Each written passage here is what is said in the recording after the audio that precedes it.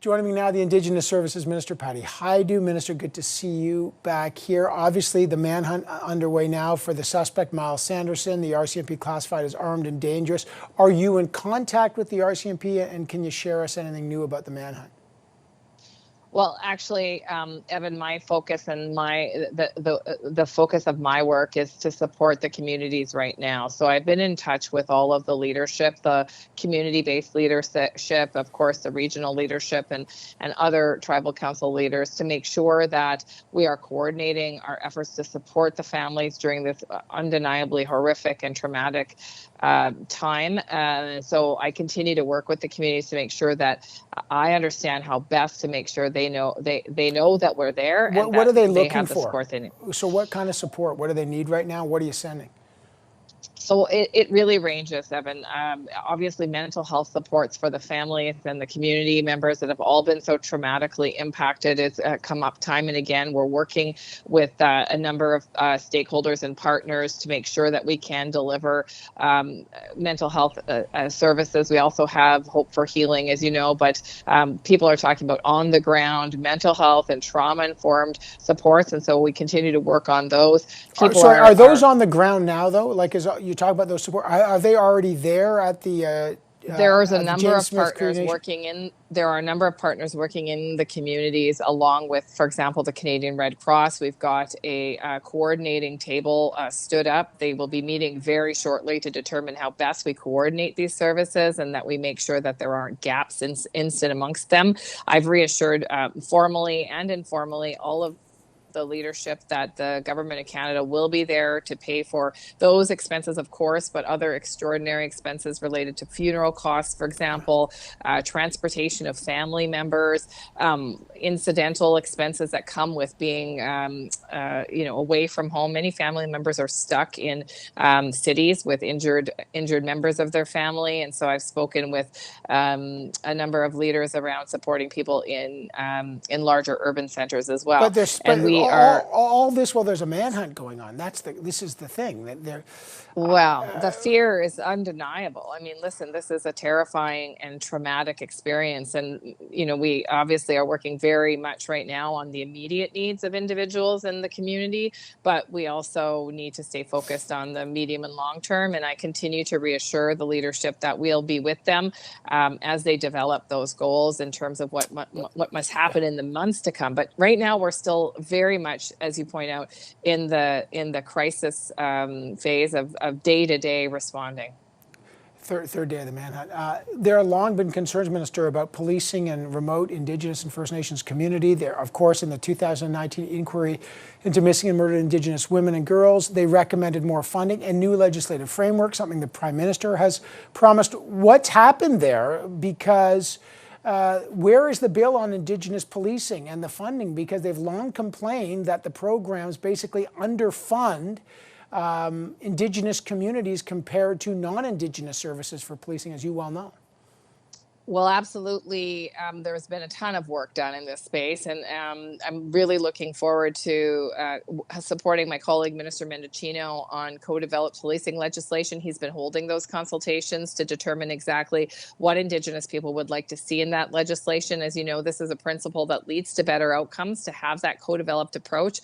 But also, we have increased supports for Indigenous-led policing. Not every community has Indigenous-led policing, though, and the reality is it's different across the country. Some communities are policed by RCMP. Some communities don't have community policing, or they have other arrangements with local police agencies.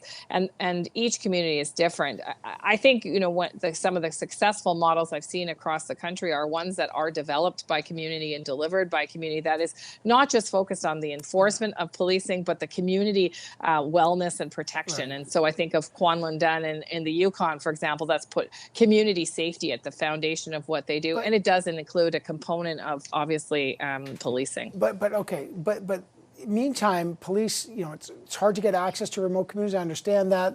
They don't have the funding, and then you got Miles Sanderson, who's the suspect now, the subject of this manhunt, who has a violent criminal history. He's been wanted by police in spring. He stopped reporting to his parole officer. Why did that happen? and let go on so long? And was the public in the area properly made aware of someone with his kind of dangerous criminal history was still at large? Listen, these are very important questions and they all deserve answers. And I am certain those answers are going to come. As I said right now, for me as Minister of Indigenous Services, it's about supporting community members through this time of crisis, this extraordinary historic tragedy, and making sure that communities and families have what they need to get through the next several days. But those are important questions, Evan, and I am certain they'll be answered in due course. Okay. The reason I'm pressing on this is the time lag here. We're in the middle of hearings today on the 2020 mass shootings, as you know, in Nova Scotia, where Commissioner Lucky, the RCMP commissioner, was asked point blank by the lawyer representing the families, have you made any changes at all to your processes in terms of when to inform people? And she said no. She's done nothing in 2 years. And there are questions now about even the 90 minutes. Well, reports of mass killings were going on in Weldon and the James Smith Cree Nation were going on. It still took 90 minutes. Are you concerned that the public was not properly made aware and that the RCMP, their warnings lagged?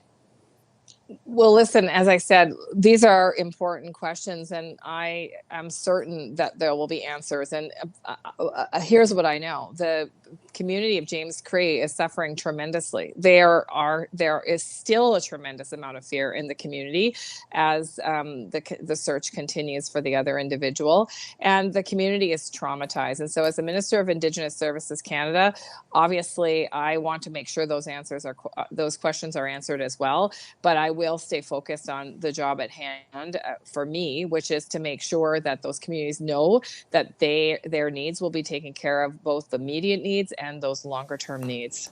Okay, I got like 30 seconds. I know this is a very tragic and fluid situation, Minister, but can you just tell us today what support, like right now, is coming to the James Cree First Nation or to Weldon today? Well, there's a variety of different kinds of supports that, as you know, we have available and that we're working through delivering. And that includes, for example, financial resources and supports for the kinds of extraordinary costs related to healthcare and access to treatment, and the support for families that are accompanying wounded loved ones. That I've committed to the support towards funeral costs, the mental health and wellness supports that are available and that we are working on with the community leadership to coordinate. And really, I've said to all of the leaders, both formally and in writing through a formal letter, that the Government of Canada will be there to support them in these costs and in the delivery of these services to make sure that community has what they need. This is my primary goal, to make sure that all of the leaders that are engaged in leading a response to this horrific incident know that the Government of Canada will be there for those expenses and indeed those services. Okay, I got to leave it there. Indigenous Services Minister Patty Hajdu on this fluid situation. I appreciate it. Thank you. Thank you very much, Evan.